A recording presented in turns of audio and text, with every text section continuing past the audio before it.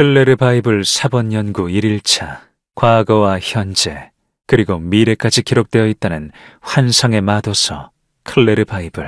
그 소문이 사실이라면 이건 진리의 서라고 해도 과언이 아닐 것이다. 당연한 이야기지만 지성인이라면 그런 허황된 이야기를 쫓지 않아야 한다. 그럼에도 불구하고 내가 이 연구를 시작한 것은 왕실의 의뢰이기 때문이다. 왕성으로부터 연구비를 후원받는 학자로서 나는 그 의뢰를 수행해야 할 의무가 있다.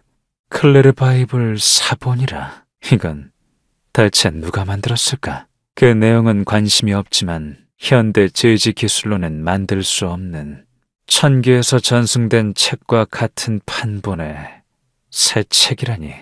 연구에 앞서 그 출처부터 먼저 조사해야 할 것 같다. 신이 되려고 했던 남자 바르디나르. 그의 계획은 실패했다. 그리고 그 대가는 코우나트가 졌고, 그렇게 코우나트는 대폭발에 삼켜져 멸망했다. 나는 그 책임에서 자유로울 수 없다. 모반을 종용한 것은 아니지만 그 수단은 내가 제공한 것이나 다름없기 때문이다. 클레르 바이블 사본, 바로 이 책에서 해석한 지식을 공유해서는 안 됐다. 지식은 선과 악을 가리지 않는다. 학자로서 그렇게 믿어왔다. 간과했다. 알면 곧 힘이며, 힘은 인간에게 그것을 휘두르고 싶게 만든다. 그 유혹이 인간을 타락시킨다는 것을 경계했어야만 했다. 클레르 바이블 사본의 연구는 이것으로 마지막이다.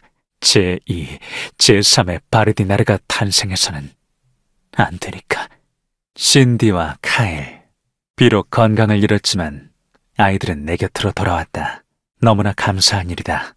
내 여생을 그들과 함께하는 데 모두 쓰겠다는 생각을 나눴을 때 그랜드 체이스는 모두 동의해 주었다. 하지만 정작 아이들은 납득하지 못하는 눈치다. 자신들이 내 걸림돌이 되는 게 아닌지 늘 걱정하는 모습이었다. 저라면 건강에 좋지 않을 텐데 어떻게 해야 아이들을 안심시킬 수 있을까?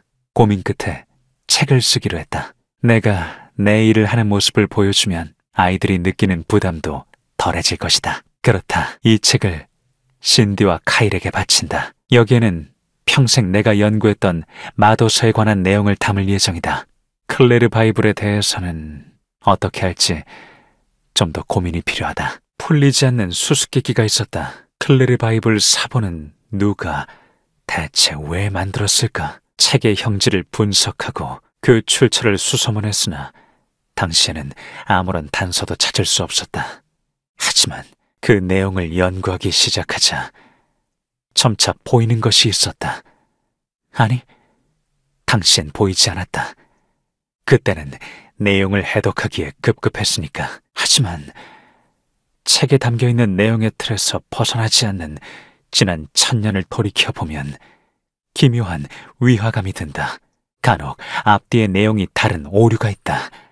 원래 그런 게 아닌, 아마도 사본을 만든 사람이 왜곡한 게 분명한 내용들. 거기엔 분명 어떤 의도가 담겨있다. 문득 한 가지 가설이 떠오른다. 혹시 내가 이걸 해독하지 않았다면 과연 세상은 이 책에 적힌 것처럼 역사가 흘러갔을까? 만약 그런 거라면 나는 이 책에 적힌 대로 역사를 왜곡시킨 게 아닐까?